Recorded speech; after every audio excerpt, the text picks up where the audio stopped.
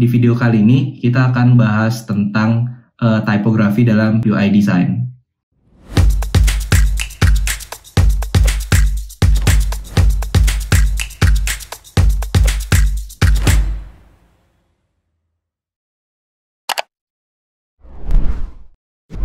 Halo teman-teman, balik lagi bareng gue Kak Rizky Kurniawan. Gue adalah seorang UI dan UX designer. Gue sekarang kerja di video.com. Nah, sama kayak di video-video sebelumnya, di channel ini gue bahas seputar desain, terutama UI UX design dan icon design. So, buat kalian yang baru pertama kali mampir di channel ini, silakan ditonton dulu video-videonya. Dan kalau dirasa bermanfaat, jangan lupa klik subscribe, komen, like, dan bagiin video ini ke teman-teman kalian juga. Nah, di video kali ini kita akan bahas tentang typography dalam UI design.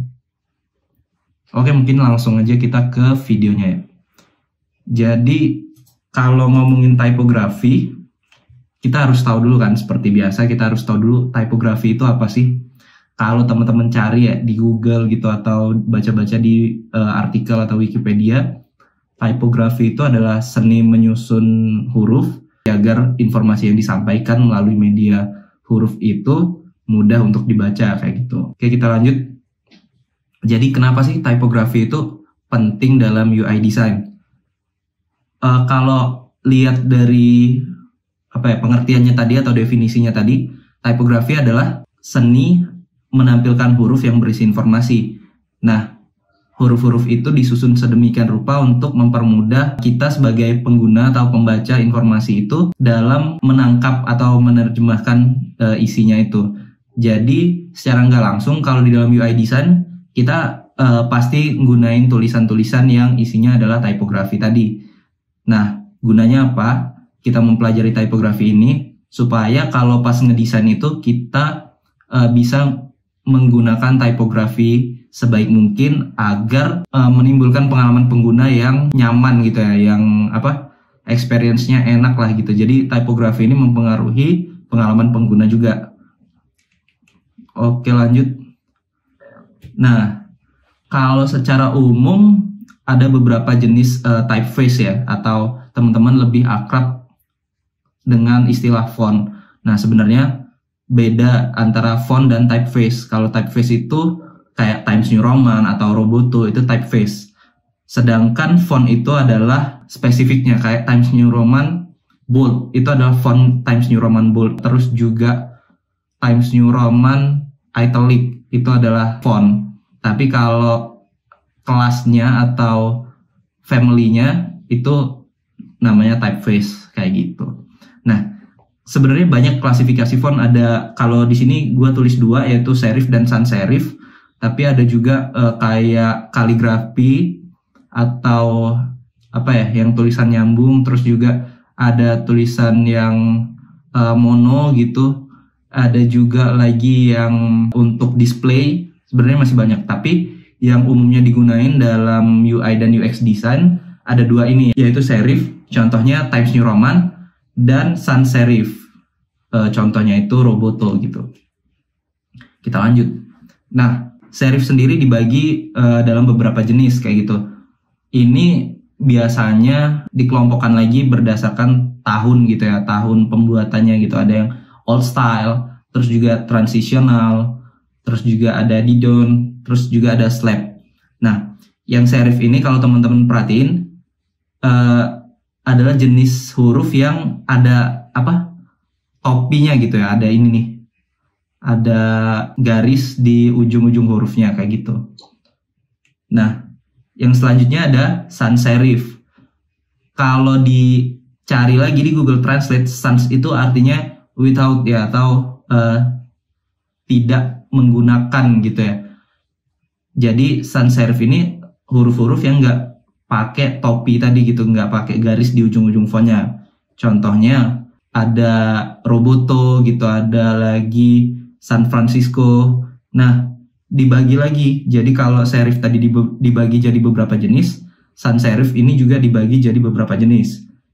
Kayak yang di sini ada grotesque, terus juga neo grotesque, terus juga ada humanist, terus juga ada geometrik. Bedanya apa? Bedanya dikit-dikit nih.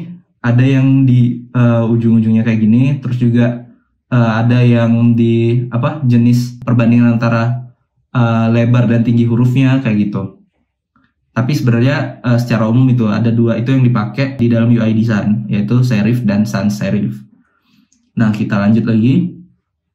Jadi gimana sih cara kita untuk memilih typeface yang kita gunakan dalam UI dan UX design kayak gitu? Yang pertama, kita harus align sama produknya. Ini berkaitan juga dengan yang kedua, kita harus tahu juga brand voice-nya. Nah, contohnya kayak apa? Kalau misalnya nih produk kita itu adalah produk yang ingin terlihat formal, terus juga agak tegas. Nah, itu pakai jenis huruf yang ini sama-sama sans serif, tapi kalau misalnya kita ingin menimbulkan kesan yang tegas dan formal, itu yang ujung-ujung hurufnya lebih lebih ke runcing gitu ya, atau kaku. Sedangkan kalau kita ingin memunculkan kesan yang lebih friendly atau juga lebih cheerful gitu ya, nggak kaku-kaku amat produknya, nah itu pakai yang ujung-ujungnya lebih rounded. Ini juga sempat gue bahas atau gue tulis di artikel Medium tentang boba dan kiki effect. Coba teman-teman baca juga. Nah, terus selain kedua itu tadi, kita bisa gunain yang namanya brand guideline. Jadi untuk mengerti brand voice dan untuk nyambung sama produknya tadi, kita bisa baca yang namanya brand guideline. Itu kalau ada ya. Kalau misalnya teman-teman mau eksplorasi, kan nggak pakai brand guideline tuh.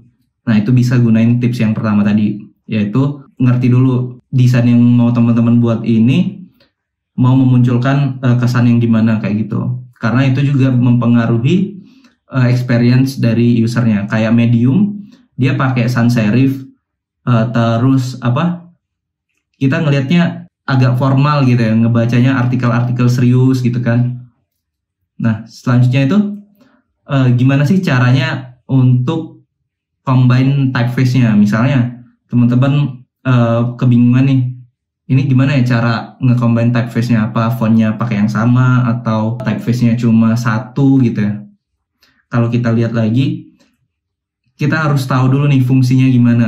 Fungsi font ini atau typeface ini kita gunain untuk apa di dalam konteksnya. Misalnya kita mau untuk header gitu, atau kita mau untuk subtitle. Nah, itu kita harus tahu dulu tuh.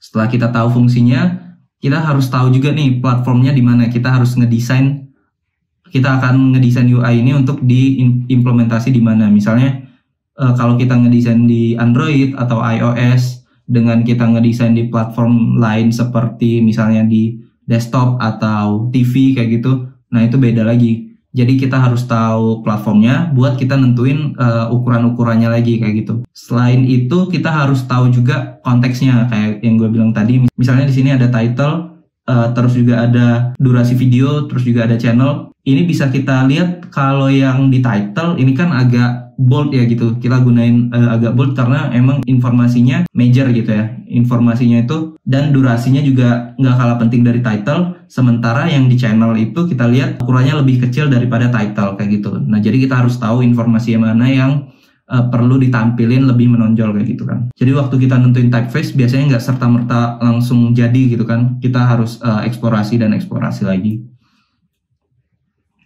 Nah, terus tips selanjutnya setelah kita tahu konteksnya, kita tahu platformnya, itu kita bisa pakai font pairing website. Jadi misalnya di fontpair.co itu kita bisa cari kombinasi font yang tepat kayak gitu kan. Itu bisa kita jadiin referensi atau nggak bisa kita implement langsung kayak gitu ya. Karena kan bisa jadi brand kita beda atau konteks kita beda. Atau selanjutnya lagi kalau teman-teman dapat brief atau kerja di company yang udah ada desain sistem, coba lihat desain sistem guideline-nya yang di typography. Nah, di situ biasanya udah lengkap. Jadi kita bisa ngejaga konsistensi dari produk kita atau desain yang kita buat dengan desain yang dibuat oleh desainer lain.